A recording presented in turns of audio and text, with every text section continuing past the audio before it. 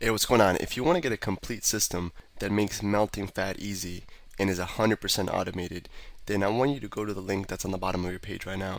YouTube doesn't let me make that link clickable, so you're actually gonna have to type it into your browser, or I also put the copy of the link in the description, so you can click on that or type it into your browser. All right. For now, enjoy the video, and after you're done with this video, make sure to go to that link to get a complete fat melting system.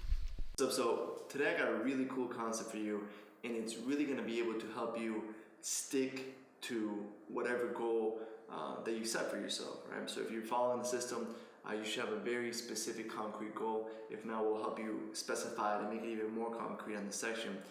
But the concept we want to share with you today is something I call sticky thinking. And what sticky thinking is, it's going to allow you to make whatever goal you decided on, whatever specific outcome you decided on, to actually stick to it. And as you see over here in the monitor, I have a weird, line looking thing. And what this represents is the stages of when you're implementing and when you're actually following through on a new habit, right? So the little, loop right here in the beginning is when you first set the goal. It's really easy. It's kind of like a downward slide type of thing where like it's really easy to follow through on it. Like you're really excited, you're really pumped up about it. You go to the gym, maybe you got new gear for the gym, whatever it is. This happens to everybody. The first couple of days are really fun and really easy, right? And then around here, which is this around day 3 to day 5, you start hitting that resistance, right? Maybe your muscles are sore, maybe it's not fun anymore, maybe it's, you start hitting that first side of resistance that's really gonna make it so it's not as much fun as it was in the beginning. You kind of maybe stop focusing on why you're doing it all for, and you start focusing on all the problems or how challenging it is. And as you go up and up, the resistance gets heavier and heavier, and the resistance to go back to your old habits gets stronger and stronger the more you climb this ladder. So maybe this is something like day 18 here, day 20, and then you'll hit a tipping point. We talked about in other videos where you hit that tipping point where things start to become automatic, and then it stops. You literally go downhill, and it becomes ingrained in you. You become conditioned, and it just becomes who you are. And now it starts requiring less and less willpower to take that same action, whether it's do the 12-hour rule, do your morning walk on an empty stomach, whatever specific action step you want to condition and make automatic. This is the steps that you're going to go through. And having this graph and just knowing that, okay, around day 3 I'm going to hit some resistance and expecting it really helps you to objectify the problem and be able to overcome it. So the concept of today is sticky thinking is really going to use external motivation to overcome this area right here. When you start having that super resistance, you're climbing more and more and you're doing the same action steps, this concept is really going to help you to shatter that and follow through and push through that so you can get all the benefits, which are right here. Most people, they quit somewhere along here and then they have to start over. You continually have to start over. So it's better to just get it over with, do it once, and get that habit ingrained in you so you don't have to keep going through the hardest part over and over.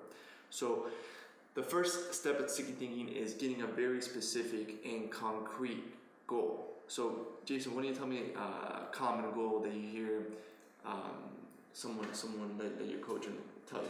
Yeah, I mean, the biggest problem, like Alex said, is that you have to be goal-oriented. So most of the time you'll hear people, they'll come in or they'll say, I want to get in shape, or I want to get fit, or I want to be healthy. So let's take that one, they get in shape, right? So let's say I go to you and I say, okay, I want to get in shape. What would you tell me? How would you make that more specific and more concrete? I mean, the first thing I'm asking is what is get in shape? I mean, get in shape, there's a million different definitions for it. Yeah. So I asked them, I'm like, what is get in shape? And for you, you have to ask yourself, what does get in shape mean? What does it mean you can do? What does it mean you are? What does it mean everything for you? How do you know when you're in shape? It's a great question to ask. It's a really good question. And getting in shape can mean it's relative to the person. So for you, you have to decide what does get in shape mean. So if going from a size 38 to a size 32 waist is getting in shape, that's getting in shape for you. Or is it being able to run a mile in under 8 minutes? Or is it being able to do this activity quickly? Or is it a combination of all those? So you have to put in you have to write down or know the definition to what is getting in shape, or what does it mean for you to be in shape. Yeah. So if we want to be in shape, one of the best things to do is to set a very concrete number for that. So by concrete, I mean something that's abstract is not verifiable. Something that's concrete is either going to be a number or an event, right? Exactly. So maybe an event is, you want to go to the beach and take your shirt off and feel good, and it's an event. It's something that you can verify. It's like, okay, on July 1st, I'm going to take my shirt off, go to the beach, and I'm going to have a six-pack. Or on this day, on July 1st, I'm going to step on the scale and it's going to say 190 pounds. Or on July 1st, I'm gonna run a mile under 7 minutes, or whatever your specific concrete goal that you're gonna set is, right? And you want to detail it as much as possible. I mean, you want this to be detailed like crazy. The more detailed, the better. Just like I was just saying, the more numbers and everything. That means you know exactly what you want, and that's what we want for you to have in your head and be goal oriented. Know exactly what you want, what it means for you to be in shape. Yeah, because once you're very specific, I don't know if you've ever had the experience of when you get a new car, or you buy anything new, you start seeing it everywhere around you, right? So maybe let's say you get like a new BMW, you start seeing that BMW everywhere, and what that is a part of your brain called the reticular activation system that gets triggered, and it starts seeing all the BMWs. So the same thing's gonna happen when you're very specific and you're very clear on your vision, what you want, and you're very concrete on your goal. You start seeing and spotting all these opportunities everywhere to get you significantly closer to that goal.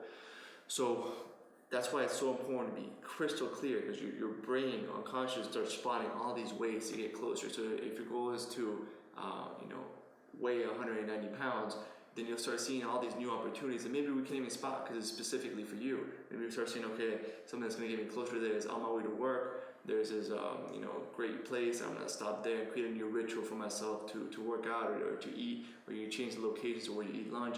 So you start spotting all these opportunities to get you closer to your goal based on all these principles that you're learning inside of the program. So the first thing is that get crystal clear on your vision, make a very specific concrete goal, put a date on it, and that's what you would actually put on your six-pack piece of paper. And this is another thing we're adding to our six-pack paper. On top of just having that paper, now we're going into more detail on exactly how you're going to use it. We have our exact definition of what get in shape is, or whatever your goal is, and now this is another tool, and I believe it's one of the most valuable tools to sticking to it, and that's why we call it sticky thinking. It's going to make you stick to that goal and make it accomplishable. So let's get to the sticky part. So now you have a very concrete, specific goal, right? So let's say it's weigh 190 pounds by X date. Now what I want you to do is decide what one action is going to get you closer to that goal than everything else. Hey, what's going on? If you're enjoying the video so far, do me a huge favor and click on the like button below. You'll get your good deed for the day out of the way. It helps me out a lot. Also, go ahead and subscribe and leave a comment. Something as simple as good video or I enjoyed the video. It really helps me out with YouTube. Alright, here's the rest of the video. We talked about the 80-20 rule earlier as well, where they're saying that few actions give you the biggest yield. One of the 80-20 principles we gave you is the morning walk. Another one is doing the craving crusher. 12-hour rule. 12-hour rule. There's so many of them. Really, all the principles we've given you have been big leverage techniques. And this is a huge part of the sticky thinking. It's not focusing on the result, but it's focusing on the action steps that are going to get you the result. And we're just focusing on the biggest one, the 80-20 rule, that's going to get you that result. Always focusing on the result and not focusing on the steps you don't know what to do. So right now you're getting exactly in your head, you know exactly what you have to do, and when you do it, it's just a matter of time until the result comes. Exactly. So we're going to focus on the highest leverage action step, and we're going to make it sticky, right? So let's say you decide on the action step that you want to make sticky is going on that morning walk every morning, right? So every morning when you wake up, you're going to go on a small walk with an empty stomach. So now how do we make it sticky so we can overcome and really not get caught up in this resistance that's going to come inevitably when you're installing any kind of new routine? So maybe like in the beginning, you're going to go ahead and feel great the first couple of days, but on day 4, maybe you'll hear your mind saying something like, oh, if I miss one day, it won't matter, or oh, it's not so important to do it. It's not going to make a difference. I'll just start tomorrow again.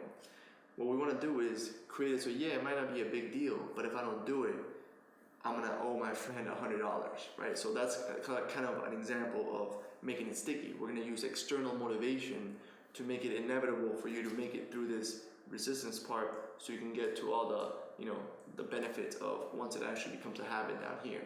So my two favorite examples for making something sticky in terms of using external motivation to take that action of taking the walk in the morning. Number one is using money as leverage. So I'll say, Jason, if I don't send you a picture of me in the gym on Monday, Wednesday, and Friday, I'm gonna give you $100, right? Or I might say, hey Jason. And I want you to notice something as well too, that Alex is saying, you want to make it as hard to cheat as possible. Because I know a lot of times, I'm not saying you're a cheater, but sometimes, we get in our habits, we don't want to walk in the morning, so we say, oh, I'm not going to walk, and I'll tell Alex that I walked. So Alex has said, he has to send a picture of him in the gym. And you can get into more depth than that as well. You can say, I'm going to send you a picture of me walking with today's newspaper or something of that nature. So now it's getting harder and harder and harder to cheat. And the more you can do that, the harder it's going to be for you to cheat. It's going to make it impossible for you to cheat. So you're going to have to do it, and it's going to be sticky. Yeah, so something that's verifiable is very important. Another one that I actually did with Jason for several months is I went on Google Docs, and Google Docs has a shared spreadsheet that you can, he can look at it from anywhere he has an internet connection. So I shared a spreadsheet with him, and I would just write in what I ate and when I ate it every day. And just a simple act of keeping that spreadsheet current.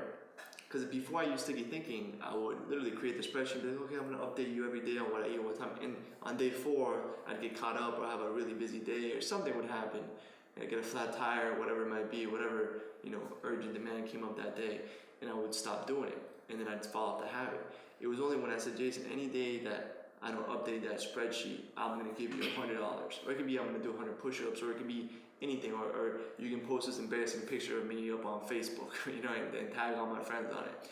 So whatever it's gonna take you, whatever external motivation you need to do that specific action step, that high leverage action step every day, so you can get past this, this resistance phase, is what you must do.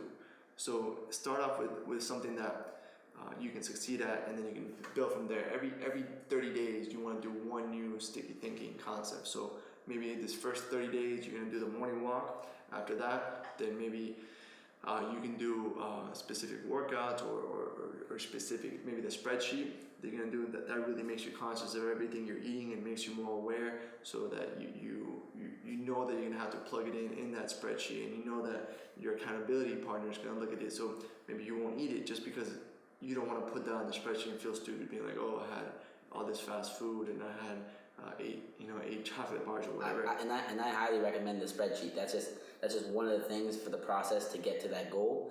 And just like Alex said, it includes so many different things in there. Like, you're not saying that you're not gonna eat candy, you're not gonna eat this, you're not gonna eat that. All you're doing is making a spreadsheet and docking down the times that you're gonna eat. So you're focusing on your 3 meals, 3 snacks.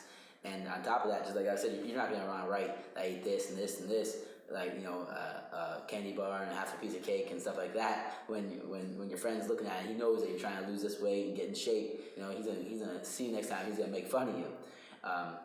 That being said, if you don't accomplish your day's task or your week's task, however you have it set up, I prefer it to be daily. The punishment needs to be bad enough that you really don't like it. It can't be like $5. If $5 is nothing to you, it can't. It has to be something that would really sort of hurt you. So like me and Alex, we do $100 and $200 and $3 bets. $300 bets. We don't like. I don't like handing over Alex $300 cash. It sucks. And on top of that, I also like the check thing as well. Check's really good. You write the check out every time before you start. I'm gonna hand the check to Alex, and when I hand the check, now it's written out, it's signed, it's everything, and he knows when the thing's not accomplished, when I didn't accomplish my daily task, he's gonna go to the bank and cash it. So it has no. I have no effect to pay him. I don't have to pay him now. And sometimes we get we don't hold up to our bets. And you gotta make sure you hold up to it, because when you know for a fact that Alex is dying to cash the $300, he needs to go pay his cell phone bill, and he needs the $300, and he's dying for you to fail. Damn well that you're not gonna do it, and you're gonna make sure you stick to whatever you have to do that day. Your daily walk or your 12-hour rule, and that's how we do it. And just something that you're aware that you should feel a little bit of anxiety when you write that check. Yeah. Now that you're probably doing something very easy. Every time I do it, I feel a little uncomfortable, like I'm stepping outside of my comfort zone.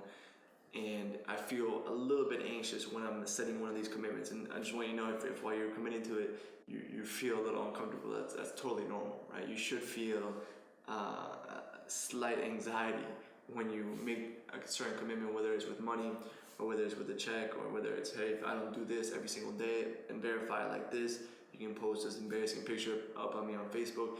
Whatever it is that you're going to choose to make it sticky, make sure that you understand that you should feel uncomfortable. There's a quote I read that all progress happens when you step outside of your comfort zone. And I find that to be true, unfortunately. You know what I mean? Hopefully, you can make progress while you're comfortable, but in my life, I've noticed that most of the progress I make happens when I step outside of my comfort zone. So, and this is something that we do 24/7. We did it for some technique that we were just starting. We changed it up, just like Alex said, we change up every 30 days, the sticky thinking process, because just like a shower, or the metaphors we've used before, that once you take a shower, you get dirty a little bit later, and it requires another shower. So it's the same thing with sticky thinking. We go up the slope and we go down, and now it's automatic. But automatic, it can change. We get little bumps in the road. Sometimes a machine breaks down, and we start to get a little less automatic, and we get back on our sticky thinking, and we go right back downhill. And it's a lot easier every time we get back on our sticky thinking, and it holds us accountable. That's the biggest thing, that we're a little uncomfortable, and we have to be accountable. Otherwise, we get punished. and this external motivation, you're not going to have to use it forever, right? So it's just in the very beginning stages where you're having this resistance. I really recommend external motivation. And to me, I found that there's nothing that'll make you make more progress faster than sticky thinking, because you can you've seen all the fat doctors, all the fat nutritionists, all the fat personal trainers, they all know what to do, but they can't get themselves to do it. And I think that's one of the biggest reasons why, because our logical brains or emotional brains are often in conflict. This principle kind of aligns everything together. So yeah, it's going to be super painful if I don't apply what I logically know is going to be best for me in the long term. So it's a simple concept. We're going to have a PDF downloadable worksheet below with the exact steps to do, so you go ahead and implement sticky thinking. There's also a cool resource on there called stick.com, spelled with 2 K's, so stickk.com. We'll link to that in the worksheet as well. If you don't have an accountability partner, you can actually do it online, and it's a pretty cool way to set up a goal, set stakes, and it's all done automatically online. So that's something cool that you can do as well if you don't have someone that you trust with a check or whatever. There's no excuse for not doing one new sticky thinking for a new habit that you want to integrate, a new behavioral habit, a new high leverage habit every 30 days. So literally you wake up a year from now and you're going to have 12 new habits, and your life's going to be completely different.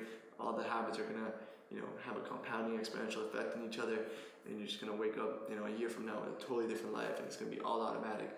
You went to the hardest part once, you don't keep going up and down over and over and having to start the hardest part over and over again. You literally do it once, get it over with, get it ingrained in your nervous system, upgrade your self-image and create that lifelong transformation, get that automatic six-pack, and live that way.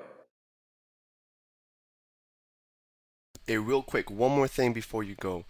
I want to make sure you know that there is no correlation between how hard you work and how much fat you melt or how much muscle you build. All right? There's enough science, enough data out there that there's absolutely no correlation between hard work and results. All right? There's a difference between movement and achievement.